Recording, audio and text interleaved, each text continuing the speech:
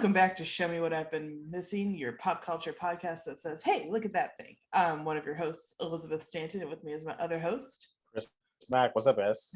I was trying to point at you on the Zoom screen. I realized I still don't know which way it's mirrored, and it's been 2 years, so just whatever. Wherever they see it, they can see it. Doesn't if they're watching it.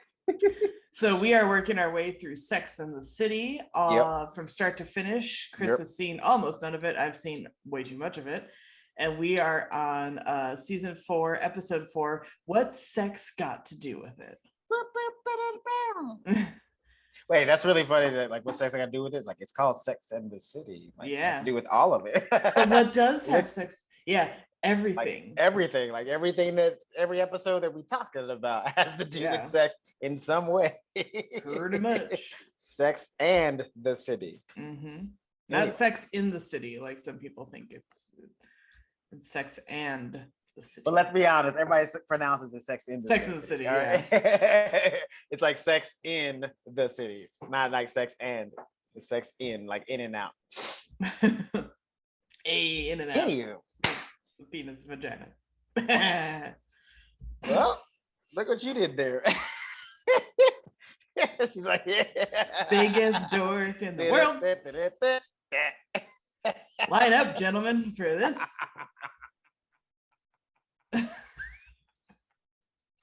I saw some TikTok that was like a guy going like, look, and I can't remember the other attributes he listed off, but the one that stuck with me is like, he's like, if she does this and she's this and she's mad goofy, wife her up now. And I was like, yes, I'm Fair mad enough. goofy. Fair Somebody enough. come like hang out with me. I'll take it. But speaking of relationships, who do you want to start with in this episode? It's almost a two-parter from the previous one. As far as Carrie is concerned. Yeah. Should we go with Carrie's? I mean, we started out with Carrie's last episode. Let's go ahead and talk about it now. Let's do it because this is, I alluded to this in the previous episode and I saving it for here. So Carrie's dating Ray, the jazz musician, and he's like hyper as fuck. He's all over the place. And she can't let's just start here. Let's just start here. First of all, this is like their second date, and apparently on their second date, he took her to 3 jazz clubs. Yeah. Too many jazz clubs, sir. I get it. You like jazz. Too many, sir. Too many. Way too many. And I was like, she can't even get straight answers out of him. And not in like a secretive way. He's just like all over the place, like not paying attention. Yes. And he's so annoying. And she finally tells him, she's like, I don't really like jazz. And he pretends to fade away. And so here's what I was talking about in the previous episode is like the most annoying white people are obsessed with jazz and they make it their whole personality. And they talk down to you about it because you just don't get it. And it's, they don't take into any consideration that you just might not like it. And there's nothing wrong with like not liking a genre of anything. Yeah. You're not like a lesser, like, this is nerdy. So I love movies and stuff like that. The one type of movie there's 2 types of movies I struggle to get into: sports movies and silent movies. I just struggle. It's not my thing. And so people are, you know, like certain silent film, you know, super nerdy film people. I'm like, yeah, I just don't. Oh boy. Whatever, fuck off. I know who you're talking about. I went to school with a lot of them. I did too, yeah. And they're like, I can't believe you don't. I'm like, yeah, sorry, I like to hear people. You don't like Citizen Kane? It's a masterpiece. Is it? Or is it just really long and boring? Like that's what I've always kind of wondered. I was like, do people like it, or is it just like I respect it for what it did and what it does? Sure. And sort of like the same way, like I get jazz, I get its popularity, its influence, its creation as like a truly American art form, and so on and so forth. Just not into it. I'm not gonna kick back and listen to it. Nothing wrong with it. And it made me think of La La Land, where stupid fucking Ryan Gosling was like so into jazz, and somebody pointed this out that it's absolutely hilarious that his like John Legend's character is doing like new jazz that people seem to like and it's popular, and he's like, it's not real jazz, and they're like, thank God the white guy saved jazz from the bad black man. They sure did try to make us see like he's like more in touch with jazz than the black dude who's clearly like he's part of the culture that invented jazz. Absolutely hilarious. Side note, John Legend, terrible actor. terrible, awful. Didn't believe anything. Literally, like, it was like he was reading the lines. Like every word he spoke was like somebody had a teleprompter. He was like, I like the piano. Yeah. So Trash. And he's just like that whole, like, jazz. It's just everything. That's all he wants to talk about with her, except for when they're having apparently mind-blowing sex. Yeah. Now I won't lie. When he's like, let me play you like a bass. That was pretty sexy. I was like, okay. He's like, yeah, you liked it that one. Yeah, you liked it that one. Oh, all right. Yeah, you like play me like a bass. Play me like a bass. Mack, what's that song? Now, that's like smack my ass like a drum. I get it because like low key, I think that's a Cardi B song. Low key, I get why that could be a turn on because like if you think about it, like he's a jazz musician, he's playing all these instruments, so he's probably got strong fingers and foreplay in the fingers. Like he's probably like just his hands alone are probably sending her to the moon, and then he's like adding other elements. It's like whoa, because apparently he likes going down on her because like that's a thing that he sees that comes up later. This episode. So like, and so she's like surprised it's so mind blowing because she usually feels like she needs to be in love with the person to have it be that way. But nope, dude is just giving them out left and right like it's candy. So sign me up. Yeah, I had wait. Oh yeah, because like they were talking, because she's talking to the girls about how she had like these intense orgasms with them. Yeah, and of course Charlotte's fucking fairy tale ass was like, oh, maybe that means he's the one. Yeah. Like, just because you have a good orgasm with somebody doesn't mean that they're like your person. Maybe they just are good at sex, or maybe they can, are good at registering signals from your body when they're touching you to. She's so stupid, bro. So stupid. Not stupid, but like, she's just so goofy. Just like, oh, you're having intense orgasms? I only have that with my husband, so it must mean that you're the one. No, Charlotte, not everybody's uptight like you. Chill. No. It's so funny though, because like in this episode, she's like, so last episode, she's the one bringing up sex topics. Yeah. And even a little bit in this episode, but then it's like there's always still a piece of old Charlotte left in there because she's still a little bit judgmental and like naive when it comes to the world of sex and romance. It's funny to see her grow, and then like they still sprinkle in a little bit of her because that's who she is. That's who she's right. It's a one step forward, two steps back kind of thing. But it makes sense. Think about that too, because what life influenced her the most? That waspy, rich, uptight life probably was more. That was most of her life. She probably doesn't even start having conversations about sex out loud until she got with these other girls. Yeah. So it's still taking her a while, which is great that they're keeping track of her character because she is growing, but she's also still Charlotte. Yeah. So they kind of not rush through, but it's a lot of montage stuff. And, Carrie keeps trying to talk to him and he's like, yeah, da, da, da, da. And then they just have sex because he's just not answered any actual questions. Like but she keeps having the killer orgasm. So she's like, whatever, I'm gonna, why not? So she goes to his place and he's like, I couldn't pick a shirt and I'm making margaritas. And he's just like whirling around his apartment. And she's like, hey, I bought some jazz CDs. And he's like, oh no, you got to get it on vinyl. That was another thing that just drove me fucking bonkers. I knew you were going to hate it. I was like, she's going to talk about it. She's going to talk about it. Yeah, no. Okay, I'm with you there. Like when people like that are like so, especially when it comes, I like jazz, but like I'm not like a super fan of it, but when people are just in music where it's like, oh no, you haven't heard it until you hear it on vinyl. Like it's not the same. Like, and I get it. Yes, there are some things like vinyl did have a better sound for a certain quality of songs and stuff like that. So I can understand, like, especially older music, you probably do want to hear it on vinyl because it was probably recorded better on that. But like, chill, bro. Like she's trying to show you, like you missed the whole thing. She's not trying to show you that she's like jazz. She's trying to show you that she's showing an interest in your life. Like she's like, even though she told you she hates jazz, she still went and bought some CDs to try to show you like, hey, I like you enough to try. Yeah, I have the same thing. Like vinyl, like some people are like, oh, you should only see the movie projected this way or this, that, or other restoration and this the audio and da da da da da.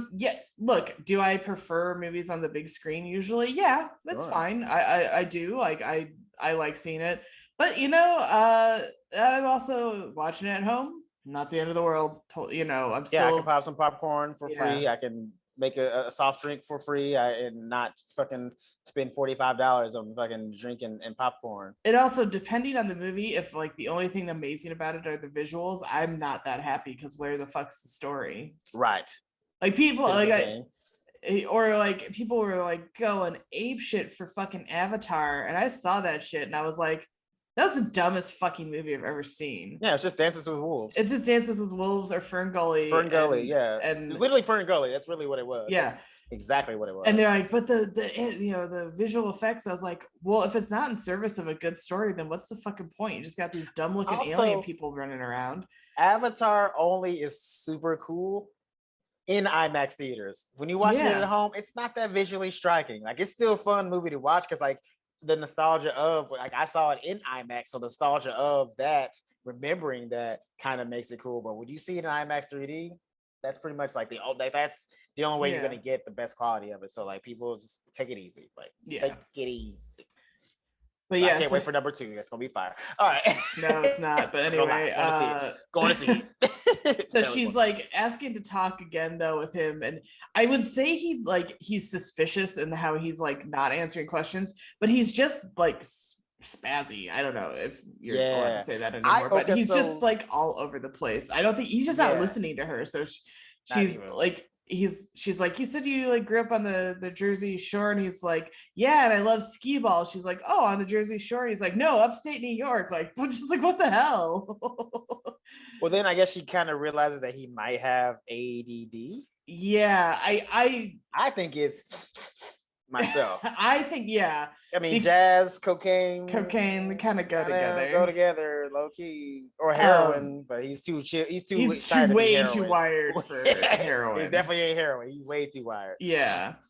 Like this definitely, you know, at the time, like our understanding of ADD was only this like sort of spazzy hyper thing, and almost only in guys. It's just you know, the understanding of it now is so different. Absolutely. And it affects men and women very differently, which is kind of interesting. Like my sister-in-law has ADHD, or like a mild form of it, and it is like you know, she's organized and she's not spazzy or whatever, but it's like definitely it's how you approach things. And actually my best friend has it too. It's, although I will say I think a lot of people are suddenly claiming it. Oh, of course. I know those two aren't, but it's just I'm not trying to say people aren't genuinely being diagnosed with these things, but I think there's also a lot of self-diagnosis. And self-diagnosis in the service of finding an excuse for bad behavior. Yes, it's an excuse to be an asshole. Be like, well, it's my condition, but self describe. Cool. Like people, you know, my friend who was here, she visited. She has ADHD, and her like time management sometimes is an issue for her. So like she knew that though, and was like, okay, I know we have to leave for here or there or whatever we're doing, and like wanted to be reminded, like keep reminding me that we got to leave at such and such time, like so that we could, you know, so that she could do it without being late or whatever, like anyway.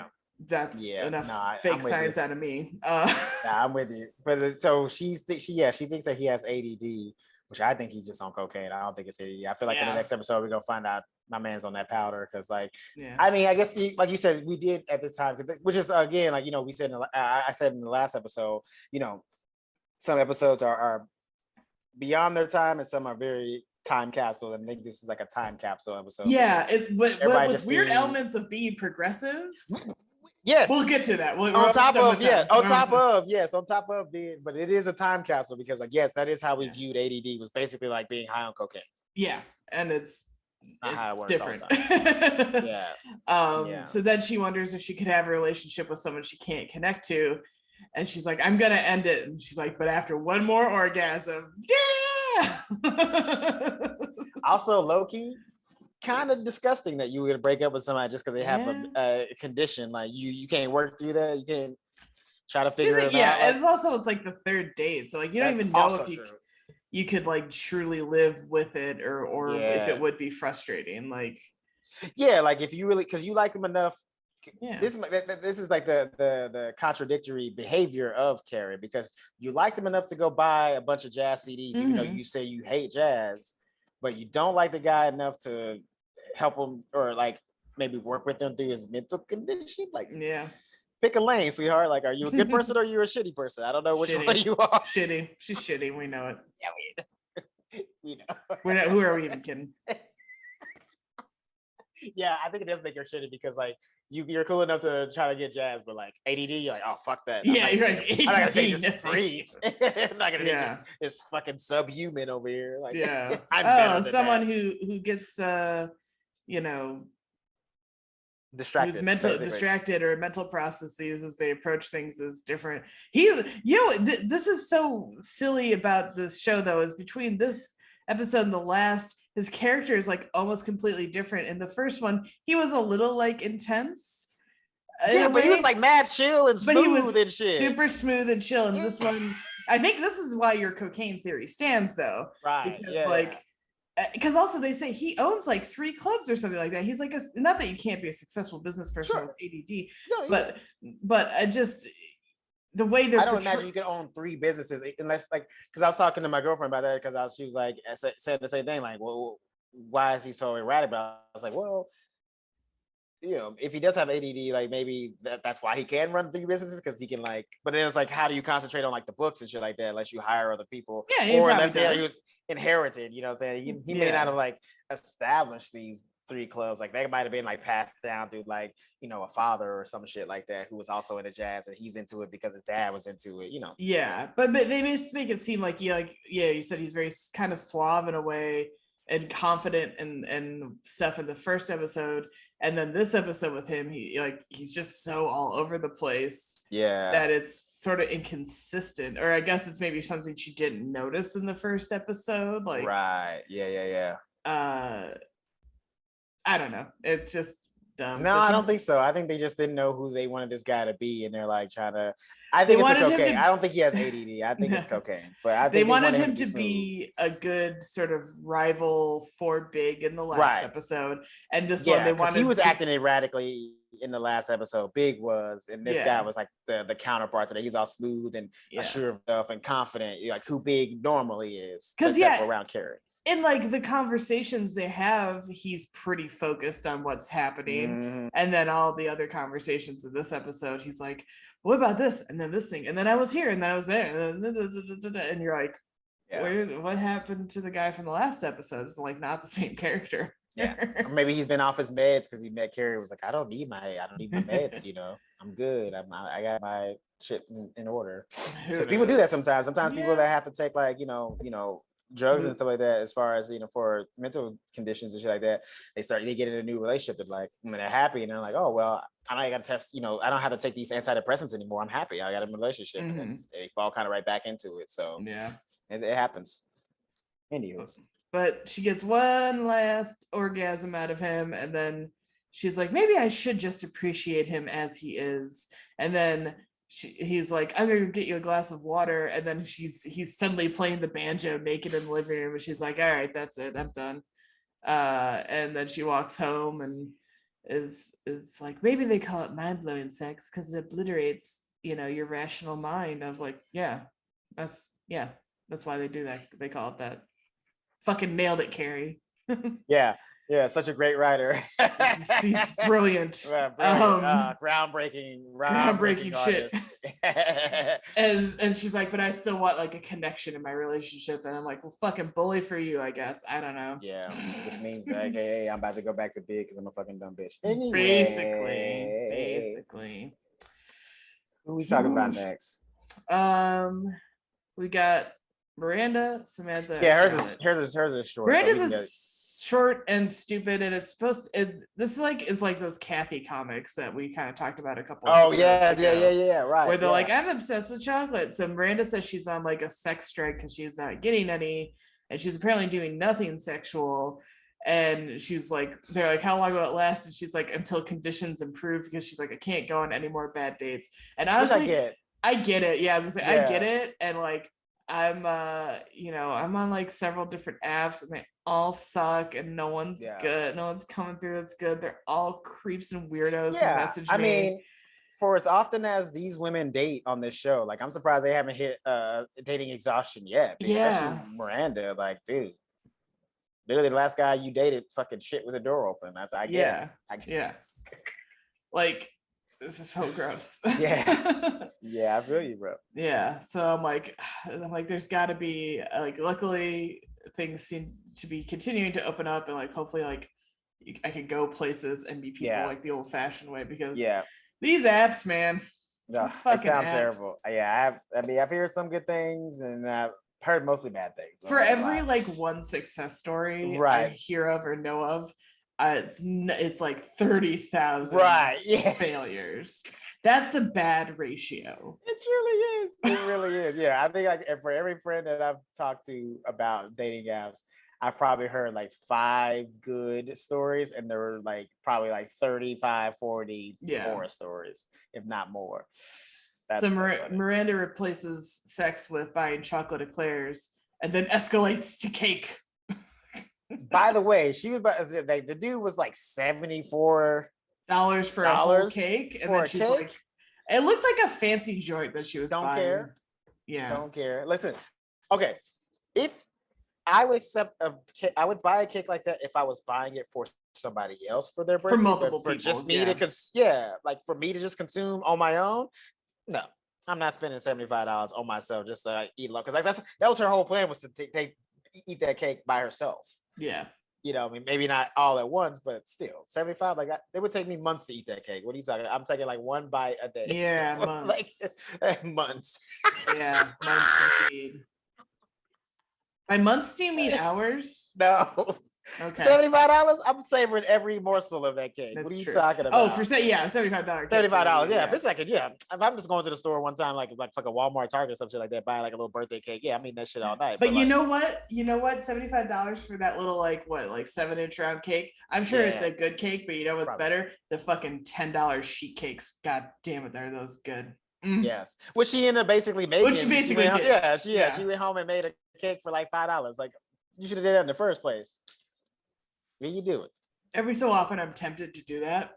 I think I'm scarred from this episode. I'm like, I don't have a lot of self-control. That's kind of how we're in the situation we're in now, and why we're talking about in therapy about learning some boundaries and self-control from a sort of addictive personality background. So Miranda like makes the cake and then just like won't stop eating it. But before she does that, she does like her new relationship, they jokingly say, is eating these fancy eclairs and watching The Daily Show, which like no shame in that game. I loved The Daily Show at that time with Jon Stewart. And eclairs are fire. They're really good. And eclairs are good. Yeah, so good. I had such a sad eclair experience at Christmas. We bought some, my brother and I, and I took one out of the package and the top flipped off it, and there was a fucking hair on my eclair. Yeah. And I was so sad. I was like, no. Oh no. It was depressing. It was a real bummer. So I'm traumatized. But anyway, eclairs are good. When they're good. When they're good. Yeah. So Miranda keeps eating this cake and like can't stop eating the cake, and then finally is like, I'm gonna dump it in the trash. And then she takes like a nibble of it out of the trash. and realizes she's hit like rock bottom with this. Listen, you are not a full adult until you've eaten some form of food out of the trash, like not like deep in there, like just on the surface. It's got to be like right up top. And guess what she did? Like she threw the cake away. It was right digging. Up top. Yeah. Right. She have to go dig for it. You're disgusting if you're digging for it, but right up top. Come on, guys. Yeah. Don't judge. We've all done it. We've all taken a little nib off something. It's like, oh, that was pretty good. Let me get this last little bite. Let me savor that flavor one time. And like, she calls Carrie. She's like, I just want you to know what I did. And before they send me to like cake rehab. And then to stop herself further, she dumps soap on it so that she won't like go digging for the cake. And I was like, just completely wasteful. Just finish the cake. And finish the cake. Yeah. Like, also, it was just a little square like Betty Crocker cake. It's not like she made like a 3-tier masterpiece or something. I was like, you can house one of those cakes and stop there and realize you've hit rock bottom after housing that cake and be done. Also, You as don't hard as gotta she waste works it out, like that. you're good. Yeah, she's Just eat always that working cake. out. The Dude, she works balance out is fucking there. intensely, bro. She's crazy. She was like training for the marathon. She said a few times. Yeah.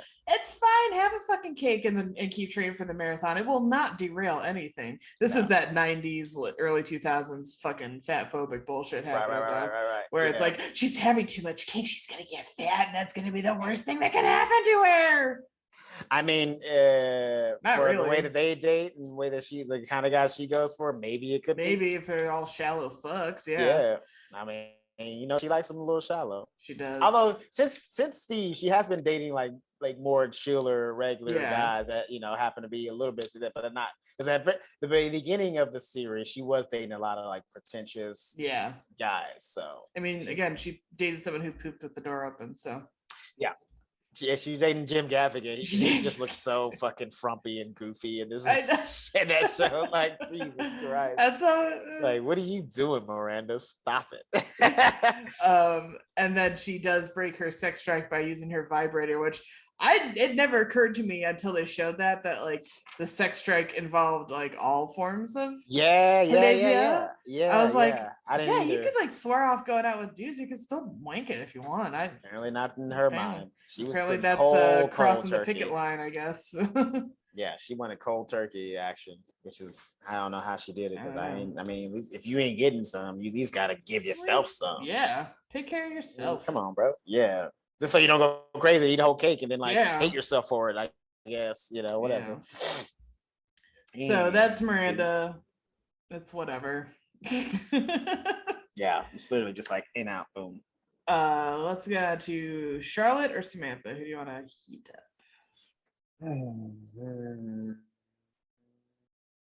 Charlotte, because the Samantha stories, I think, is the juiciest one of all these stories.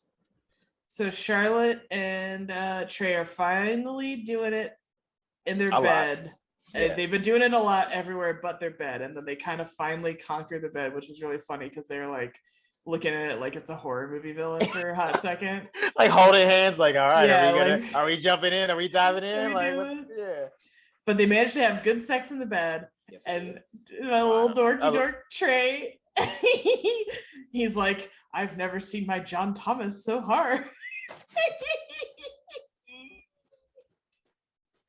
He's such a goober, bro. Like, straight up, just like.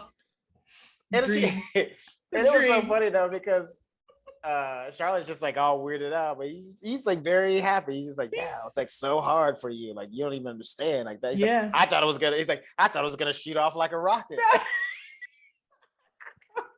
Oh, Trey. He's just a nerd. Like, he doesn't understand that she was low-key kind of like being turned off by what he was saying, but he's just a little dweeb. It's so funny. Because she wanted to ask like for her to kind of move back in and to restart the marriage proper. And like she's like, are you kind of thinking, he's like, about going again? Yeah.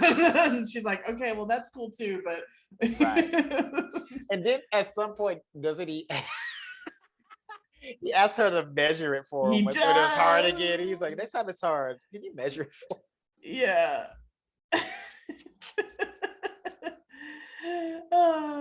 And Charlotte complains that he hasn't asked to move back in, and she's scared to ask because she's worried it's going to kill the sex momentum. Right. And then and what finally breaks her is him asking her to measure it, because she's like, turns him down and get in the shower, and while she's like doing her hair in the shower, she gets fucking pissed. She's like, his stupid dick has been dictating everything we've been doing, and I have fucking had it. So she comes out like mid shower, like makeup still running down her face, shampoo still in her hair, and she's like, I'm tired of this, tired of being married to your penis and walking around on eggshells, and you can shove this marriage up your ass. And then she leaves. It's so funny though, because like when she's at brunch with the girls, like they're talking about sex stuff again, and she gets uncomfortable, and Miranda's like, you brought this up. You brought this on yourself. While you're being weird, you're the one that brought sex into this conversation. We were talking about nothing else until you said that shit, which I thought was hilarious. That was like a great bit, because like lately, these last several episodes, when the sex talk has happened, it's come from Charlotte, at least started from Charlotte, and then gone on to other. They were talking about the mind-blowing orgasms. Yeah. You might be the one. Shut up. Shut up. But then Trey finally gets his shit together. He comes to her apartment. Yes. And it's actually very sweet. He formally asks her to move back in and be his wife. He's even got her ring. Yes. Puts the ring on her finger. Excuse me. I had a little burp. And it's he kind of reproposes and they're back together. And it just makes me so happy, these little horny dorks. I just love them. I just love these horny dorks. Yeah. I know I'm rooting for this relationship for sure. Like I don't want nothing else to happen. If there's anything else that happens to the rest of the series, those two should be together because like I fuck with it. Yeah.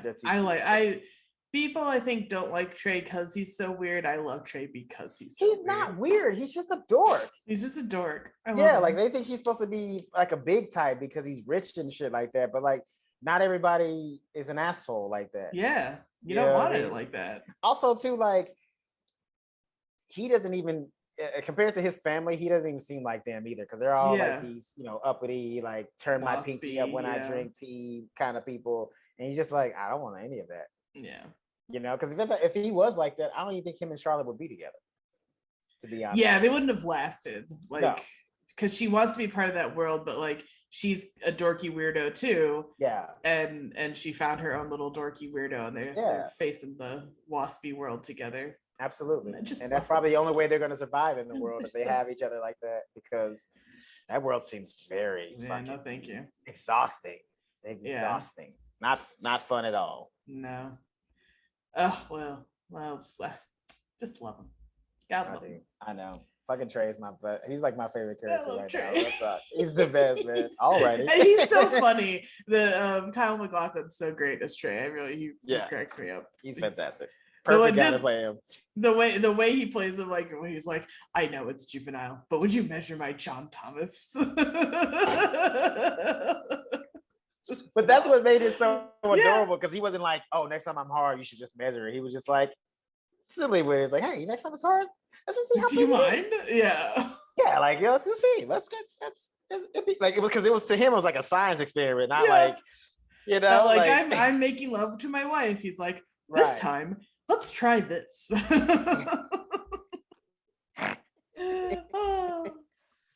man Trey, I fucking love it. And it's a different name for his silliness too. Like I can't imagine him having like a different name. You know what I mean? Like it's like a perfect name for like if he was like Mike, that would be so weird. Yeah, it doesn't fit. Now Mike would be perverted when he was asking that. He's like next would be like, next time I'm hard, you should measure it. Yeah, see how much of it is going in here. But Trey's perfect. Trey's perfect. So they're let's get to Samantha. So they're talking at like a dinner thing earlier in the episode, and she says she's seen someone and it's Maria, and they are the most judgmental. They all bitches. Gasp. This is because we talked about this several times. Yeah, especially Carrie. Every time Samantha comes with her about anything sex that's like, a little bit like broadening or whatever, she always like clutches her pearls, and it's like, you're a sex columnist. How are you so uptight about sex? Like the idea that she's trying. I mean, this is where it was like, again, a time capsule. Yeah. In this episode, it was a time capsule and ahead of its time, because sexuality can be fluid. Mm-hmm. Which is funny because at the time, especially when it comes to women, because women can be experimental as fuck. But like, if you're a guy, you suck one dick, you're gay. It doesn't matter if you didn't like it or not, you're gay. So like, it's funny that, because that's still a thing that we're talking about today. Like, we're still trying to get from behind. It's like, guys experimenting with their sexuality and like not being seen as immediately gay. Yeah. But these women are like judgmental, like, and then they're like, oh, you can't just decide to be gay. Like, that's not how it works. And like, that's kind of how this episode is making it seem like. It's like she just decided, hey, I'm done with men. I'm gonna go down on some women for a while. Declares in that scene that she's a lesbian. Right. And you can't just, you know what I mean? Like, it's not, there's a like that, the way and it's funny because it's as it was talk about bi erasure at the time. Like they had that whole episode like, you can't just be bi. It's either you're gay or you're not, and that's it. Right. Where like Samantha in this episode proves like, no, maybe Samantha's always been bisexual or even pansexual or something like that. Yeah, and she's so open. Experimenting with other people. Like she said, she's done threesomes and shit like before. So there's clearly a a more broader spectrum of her sexuality than just Yeah. dick all the time. Yeah, or even in this case, just another woman. Right. You know, and I like when she says it, and she's like, "Oh, Maria's coming, so when you do, could you all like not have the most judgmental, stupid looks on your faces?" When she comes to the table, and Maria walks up and they're all like, she's smiling so hard, like, "Hi," and Maria's like, you told them, huh? Right. Like, Yeah. Maria's not stupid. Super obvious. Yeah. She's like, you told them. Yeah, it's like so yeah, obvious. Bro. Yeah, why are they smiling so hard? Yeah, and they and on their walk home, they kind of question like how she could suddenly just be a lesbian. I was like, did it never occur to anyone that, like I said, she could be bisexual or pansexual? Yeah. And Charlotte's like, Samantha just ran out of men. And Miranda's like, oh, she should have gone on strike instead of eating pussy. And she's so aggressive about it. They're so hateful. It's so But here's stupid. the thing, when again, she, as Miranda says, eating pussy, and all the girls clutch their purse. Yeah. They're all like, I can't believe you just said eating pussy. Like, even Carrie stopped her. She was like, did you just say eating pussy? It's like, yeah. What? Your columns must suck. Yeah. And also, Carrie's those two words shocks you? Yeah, like that's shocking to you. Like, come on, grow the fuck up. Man. And Carrie also, I love that she's annoyed Samantha stole her sex thunder during the conversation. She's like, I was going to be the one who dominated the conversation with my bullshit. And Samantha took on my thunder. Ooh, was I mad about that? Literally the worst. The worst. Why are they still friends with? Why is Samantha even protecting her? Like, why does she even put her neck out there to try to help this woman? Like, I mean, of course she wasn't there to hear her, bashing them and shit like that. But she knows. But she knew.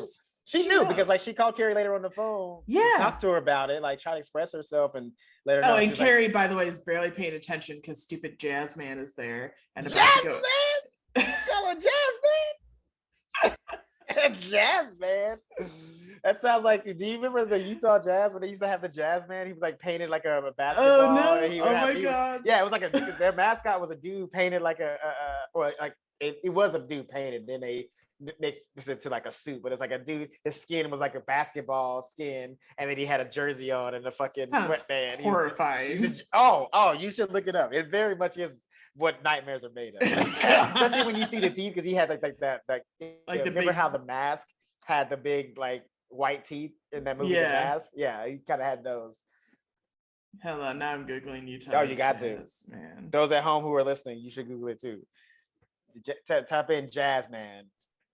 He's now I'm picturing this guy that she's dating as Jazz Man, and it's making him way more horrific, especially him playing naked with the banjo naked. Yeah, hang on. And that guy had big teeth too. He did. Yeah, sure. Well, why is it a bear now? I have no idea why it's a bear now. Their mascot's a bear. It's not like a man. Yeah, I don't think it's that anymore, but it used to be back in like the 90s, the Jazz Man. Yeah. Or maybe it was the Mad Man. Maybe I'm crazy. Is the Mad Man? I don't know. It's not coming up, but I'll take your word for it on it being horrifying because they tend to. I mean, we got Gritty now, so I can only imagine what it looked like then. Hang on. Whatever. Anyway, long digression. The point is. Oh no, it was the Mavs Man. Sorry, not the Jazz Man. Oh. I was just thinking because this is. Hold on, can you see that? Oh my god. That's the Mav Man. That's what our mascot used to be. It was a man with basketball skin, and he had big sunglasses and big ass teeth. Oh my god. I thought it was Jazz Man. It was Mad Man. I forgot. Yeah. Hate it. Anyway. So creepy. But I was thinking about that when he said Jazz Man. That's how I picture him, just like, you like jazz? But he's with big teeth and sunglasses, like, I'm so cool. But Samantha, so Samantha calls Carrie, who gets all distracted by stupid Jazz Man. But anyway. And the thing too, like, here's the thing that pissed me off about this scene is like, Samantha is calling her friend to express her, and she's like so judgmental and like not giving a fuck and so dismissive of everything that she's experiencing that she's not even like really paying attention. She's like hearing her speak, but she's like, oh yeah, okay, sure. Like, like she's not even interested.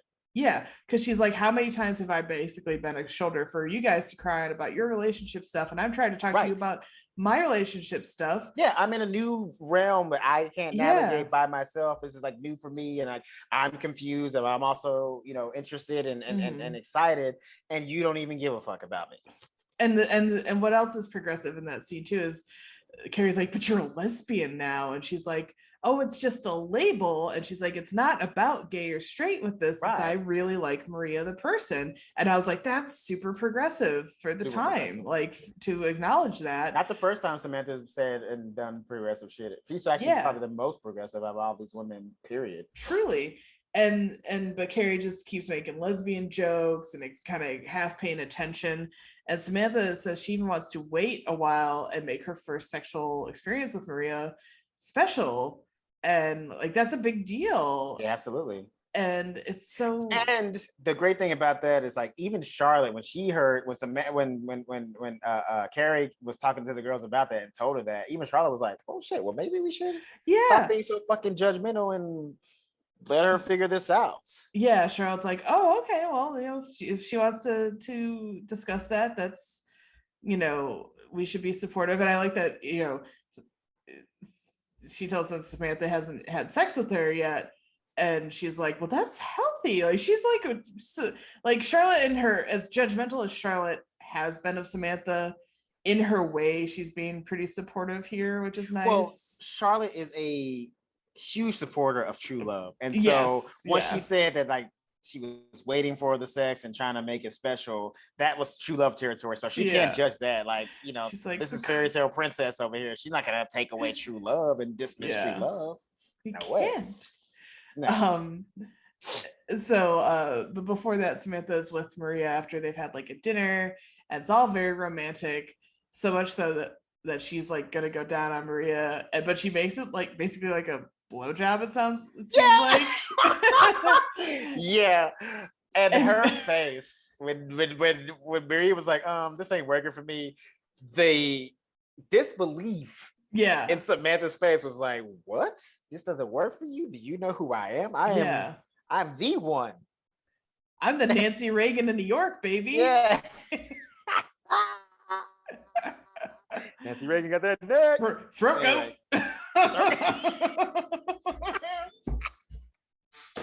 No, don't say throat goat. It's not It's not speaking ill of the dead if it's a compliment. It's true though. That's what they said. She was the best blowjob in town. DJ Queen at MGM Studios. Throat goat. That's how she bagged Ronnie. Goddamn. That's hilarious. I had to control myself. I went to the Ronald Reagan Library and Museum here. Because we went to the FBI exhibit was the main reason we went. Sure. Which is fun because it's all gangsters and fun stuff. And then you start to get into shit you remember from when you were a kid, like the Oklahoma City bombing and and like Ted Kaczynski. And then the exhibit starts to be a lot less fun. It's all fun and games when it's just the gangsters and abstract in the 40s. When it becomes shit that you remember seeing on TV as a kid, it becomes a little too real. That is very true. We walked in and I took a picture and I put it on my Instagram story at the time. Like there's like the Nancy Reagan just say no, and I just wrote narc on the photo. Fuck her. I'm sorry. They're both pieces of shit. You're right. Yeah, they ruined this country. Anyways, I don't know. Open that can of worms. We'll move on. But her face, Samantha's face was just like, I can't believe you just said that to me. Like, this ain't working. I got the best mouth in the business. What are you talking about? Yeah. But you know, Maria she didn't just immediately, like, you know, if there had been a Carrie type situation, she would have like thrown her out. But like, Maria is very much more mature and not so uptight and very open with her sexuality and things of that nature. And like showed her, was like, hey, listen, when it comes to women, you got to treat us a little bit different. It's a little bit more intricacies that go into it. You got to like explore the area and really know what you're doing. Yeah. And she taught Samantha some things. Yeah. And Samantha gleefully shares that information at brunch. And it's so funny because she's like, did you know that this can expand, the vagina can expand, and you got. I'm a little alarmed that she was like, "Did you know we have 3 holes down there?" And right. I was like, I "Oh feel like you should boy." have already known that by now. Yeah. You're almost 40 years old. Like, how you not know that you already have? I mean, I fucking know you have 3 holes down there. Yeah. I'm not. You know what I mean? Like, I don't know where they all are located. Don't get me wrong. Sure. You have to give me a diagram to show me, but like, yeah. I know that there's at least 3. Yeah. And you know, you can only go in 2 of them. Yes. That part I also know too. Yeah. Yeah. Can't go in the PP one because no. That's very that would be very painful. Yeah. That would be excruciating, I imagine. Yeah, I know. It'd be like somebody trying to stick a finger through my penis. Like that would probably suck a lot. I've been haunted. The movie Anaconda, they're like when they're going down the river, there's some scene where they talk about like some bug or like that wasp that goes in your penis. Yeah. I don't have one, but like I saw that shit when I was like 12 and I was like, it does what? Yeah, apparently, and I've been haunted by that. Like a little fish that goes in there and like lays eggs and like it becomes bacteria and some shit like that. So and guess I'm never going to South America to swim. You know, not that I ever had major plans to go to the Amazon, but I mean, Anaconda really kind of put the the fear, put the brakes on the tacit ones that I had. If I go, I'm going to all like the fucking westernized resorts. Like, yep, I went there. True. I want to go in a hazmat suit. Yeah.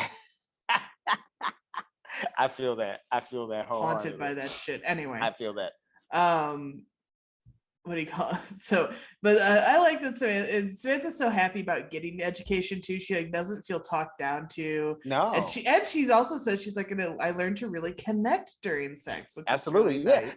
That was the crazy thing too. It's like you know for all the shit that they were talking about her and everything like that, like they didn't even realize she was leveling up. Yeah. Like now every bit of sex for her was like, especially if it's with somebody that she actually wants to be with, like she's going to a place where like her sex is gonna be amazing. Yeah. Like it's gonna be like she's more connected. She's like literally she was like maturing in their eyes, and like they were so dismissive of the whole like they were so like stuck on the lesbian part of it. They weren't even hearing her when she was like opening her heart to them. Like, hey, like I really like this person. She showed me how to make love, not just fuck. Yeah, which is a big deal for Samantha. Yeah. She was like trying to express, like share her growth with them, and they're just like, but you eat pussy. Yeah, but you're a lesbian. Yeah, she fucking what they call her, Casa de Lesbo. Come on. Come on. It's so dismissive. Like, it's so mean. I hate watching it. It's just so dismissive and like stupid. I will say this though, it's not because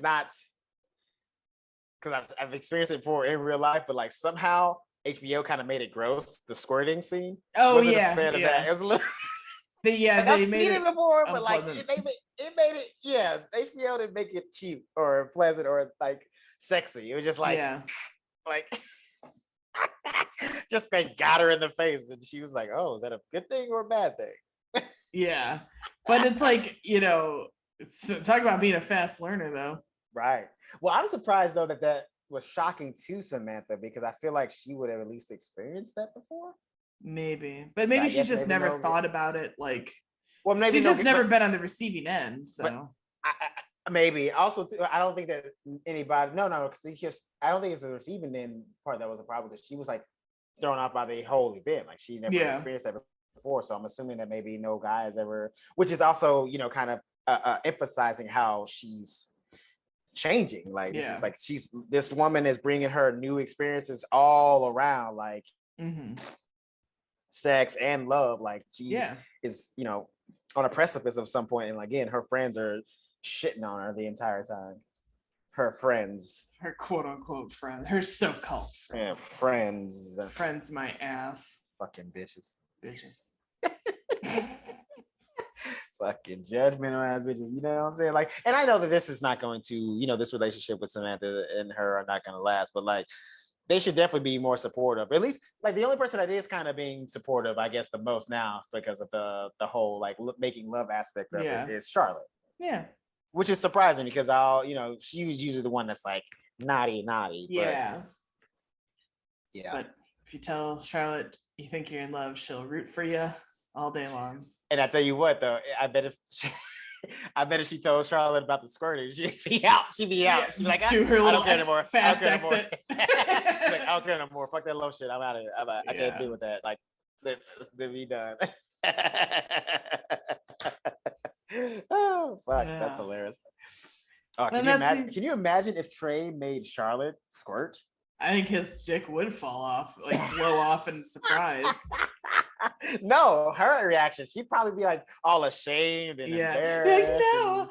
Yeah. It's only there's only fluids that are supposed to only go one way. Only you're supposed to do that, not me. Yeah. He's gonna think I'm masculine now. Oh, Charlotte. That's exactly what she would say. She's like, what am I, a guy? Am I a guy now? Girls aren't supposed to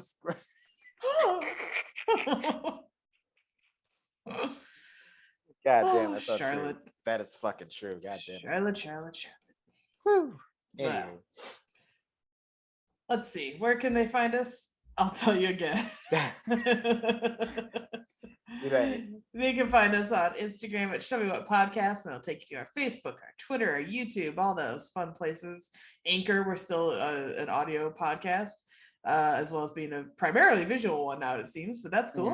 Mm-hmm. You can find me on the socials media at Elizabeth Movies. And Chris, where can they find you? You can find me on everything social and money-wise. Christopher T. Mack on all social media. M-A-C-K, not M-A-C. For those out there who are not in the know, I'm not related to Bernie Mac at all. You know that, because if I was, you wouldn't know me. But and lie, you wouldn't know me. I'm just saying, you wouldn't know me. Fair enough. But yes, Christopher T. Mack on all social medias, and Christopher spelled the traditional, the Caucasic way. CHRISTOPHER.